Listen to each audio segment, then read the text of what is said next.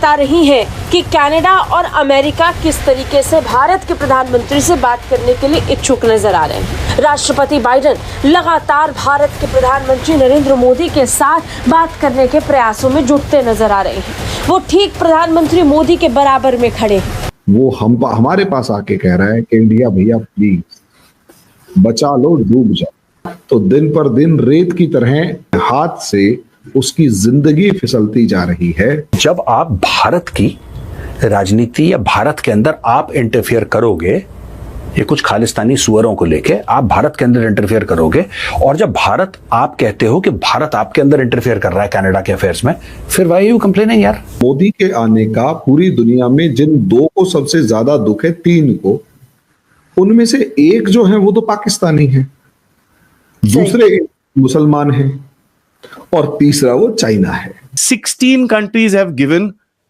the highest civilian honor to Bharat, and this is something which is very, very good. हमारे मुफ्ती हो, हमारे आलिम दीन हो, हमारे कारी हो, हाफिज कुरान हो, सबको पसंद ब्रा चड्डी वाली ही आती है, बाद में उसको टेंट पहनाते हैं। तो इसलिए चेहरे का नूर तो पूछा ही जाएगा भैया। नमस्कार दोस्तों, चैनल पर आपका हार्दिक अभिनंदन है। दोस्तों, जैसा हम सभी लोग जानते हैं कि हमारे देश के प्राइम मिनिस्टर आदरणीय नरेंद्र मोदी जी G20 में पार्ट लेने के लिए अभी ब्राज़ील गए हुए थे वहाँ पर। तो दोस्तों, क्या हुआ कि वहाँ पर सारे वर्ल्ड लीडर एक दूसरे से मिलकर बातचीत कर रहे हैं। तो एक ऐसा वीडियो आया जिसमें जो है कनाडा के प्राइम मिनिस्टर जस्टिन ट्रूडो और US के प्रेसिडेंट जो बाइडेन जो है वो मोदी से बात करने की कोशिश कर रहे हैं, जॉली होने की कोशिश कर रहे हैं दोस्तों। तो मोदी जी ज़्यादा भाव नहीं दिए उनको, लेकिन दोस्तों इस दिखा रहा है कि इंडिया की इम्पोर्टेंस जो है वो किस तरह से बढ़ रही है वर्ल्ड सिनेरियो में। उसी में हमने देखा दोस्तों कि जो वर्ल्ड लीडर्स की G20 की फ़ोटो मतलब क्लिक की गई, लास्ट में क्लिक की जाती है, उसमें सेंटर में अब US प्रेसिडेंट की जगह इंडिया के प्राइम मिनिस्टर श्री नरेंद्र मोदी दिखाई दे रहे थे। तो इससे पता चलता है कि इंडिया किस तरह से उसकी इम्पोर्टेंस बढ़ रही है। तो दोस्तों, जब ये वीडियो सामने आई तो पाकिस्तान की मीडिया, उनके लोग उसको देख करके रिएक्शन दे रहे हैं। तो आइए देखते हैं पाकिस्तान का मीडिया, उनके लोग या उनके जो एक्सपर्ट्स हैं, इसके बारे में उनका क्या सोचना है, उसके बारे में क्या कहना चाह रहे हैं। और कनाडा खालिस्तानियों के समर्थन में भारत को अपने नागरिकों की सुरक्षा की दुहाई देते हैं। जो अमेरिका और कनाडा भारत पर कई तरीके के आरोप लगाते हैं, वही अमेरिका और कनाडा कूटनीतिक स्तर पर किस तरीके से भारत के करीब आने की कोशिश कर रहे हैं, इन तस्वीरों से आप समझ लीजिए। साफ है कि प्रशासनिक तंत्र कुछ और कर रहा है और अंतर्राष्ट्रीय स्तर पर यह देश कुछ और। भारत को साथ कर घेरने के प्रयासों में जुटे विश्व भर के देशों को आज ये समझ जाना चाहिए कि ये देश किस तरीके से दो मुंह की बात करते हैं। एक तरफ तो ये भारत सरकार को लेकर तरह तरह के आरोप लगाते हैं और दूसरी तरफ ये भारत के करीब आने और प्रधानमंत्री नरेंद्र मोदी से बातचीत करने का कोई मौका भी नहीं छोड़ रहे हैं। बाइडेन प्रशासन में भारत के प्रधानमंत्री नरेंद्र मोदी को लेकर कई आरोप लगे, कई तरीके के दबाव बनाने की कोशिश भी हुई, रूस के खिलाफ जाने का भी प्रेशर एक तरीके से भारत पर रखा गया। लेकिन भारत की कूटनीतिक जीत देखिए कि आज भी भारत के प्रधानमंत्री सबसे प्रभावशाली इस ग्रुप फोटो में नजर आ रहे हैं। हमारे मुफ्ती हो, हमारे आलिम दीन हो, हमारे कारी हो, हाफिज कुरान हो, सबको पसंद ब्रा चड्डी वाली ही आती है, बाद में उसको टेंट पहनाते हैं। तो इसलिए चेहरे का नूर तो पूछा ही जाएगा भैया कि ये अगर चेहरे का नूर है आपका, तो भाई राम राम। अब आती है इनकी इस बात पर, तो शाहीन बाग के मोगलिया सल्तनत की, मैं तो रखेली बोलूंगी इसको, क्योंकि सूरह अल बकरा अल कुरान के हिसाब से इसने धर्म मजहब तो कबूल नहीं किया है। मैं इसका निकाह तो जायज हुआ नहीं है, इसने तो निकाह ही नहीं किया है, इसने तो कहा है कि इसने कोर्ट मैरिज किया है, इसने तो निकाह किया ही नहीं है अभी तक। तो मैं इसको इसके पति का नाम, पति क्यों बोलूंगी, इसके शौहर का नाम क्या है? फहद अहमद। फहद अहमद सिद्दीकी।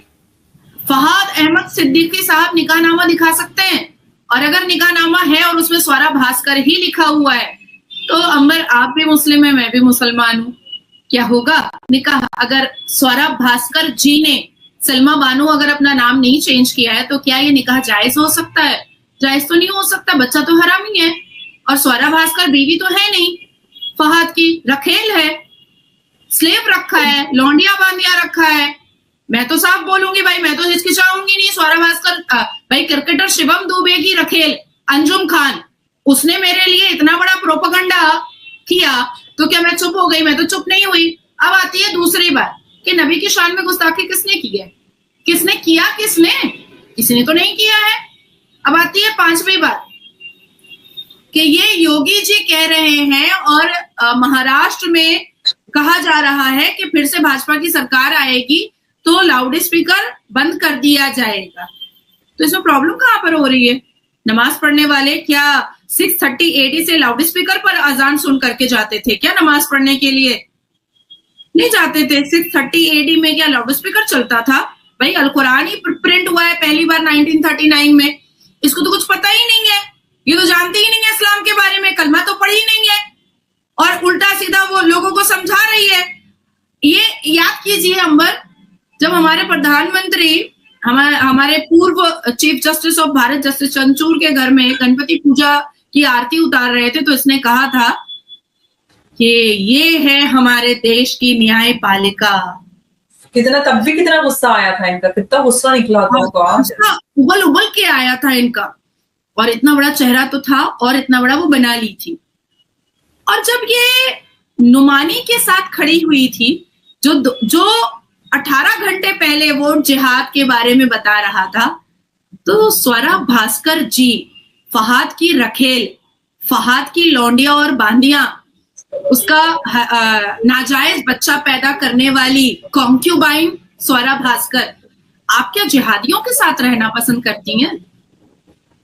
भाई वो भारत के प्रधानमंत्री वो सर्वोच्च न्यायपालिका के चीफ जस्टिस से मिल ही सकते हैं, उनके घर में आमंत्रित हो ही सकते हैं, आरती उतार ही सकते हैं, लेकिन आप किस पद पर हैं जो आप नुमानी से मिली और महाराष्ट्र के इलेक्शन के वोट जिहाद की स्ट्रैटेजी आप तय की? वो भी तो जरा आप बताइए, जरा बताना तो पड़ेगा, क्योंकि नुमानी ने ये तक कह दिया कि जो भीमराव अंबेडकर जी ने जो संविधान लिखा था वो उन्होंने अकेले नहीं लिखा था, उसमें कारी भी थे, उसमें मुफ्ती भी थे, उसमें हाफिज भी थे, उन्होंने लिखा है। तो इसका मतलब है कि यूसीसी कॉमन सिविल लॉ भी कारी और मुफ्ती की अनुमति पे ही लिखा गया, तो छाती क्यों पीटना? फिर छाती क्यों पीटना यूसीसी के खिलाफ, है ना? उसके बाद फिर नोमानी ने यहां तक कहा कि जिहाद के लिए कई लोग सामने आए हैं, जिसमें शरद पवार है, जिसमें राहुल गांधी है, जिसमें टोपी वाला उद्धव ठाकरे है, जिसमें और भी जो चिटिंगबाज जो शिवसेना है उसके बहुत सारे लोगों का नाम लिया उसने, और बजावते एक पूरी इस्लामिक मजलिस करके नुमानी ने वोट जिहाद का फतवा ऐलान किया। तो जिहाद की और क्या क्या स्ट्रैटेजी स्वरा भास्कर की है, वैसे शक्ल से वो शाहीन बाग के मुगलिया सल्तनत की रखेली लगती हैं, ये तो हम लोगों को समझ में आ चुका है, लेकिन नुमानी के साथ जिहाद की और क्या क्या स्ट्रैटेजी उन्होंने बनाई है। दोस्तों, पाकिस्तानियों को सुनकर हंसी आती है। कहाँ से आते हैं ऐसे लोग? ऐसा लगता है ये लोग हमारे गोले के नहीं हैं, किसी और गोले से आए हैं। कितने तेजस्वी हैं ये लोग। आप सभी हंसते रहिए और पाकिस्तानी कॉमेडी का मजा लेते रहिए, और चैनल को सब्सक्राइब करना और शेयर करना ना भूलें। धन्यवाद।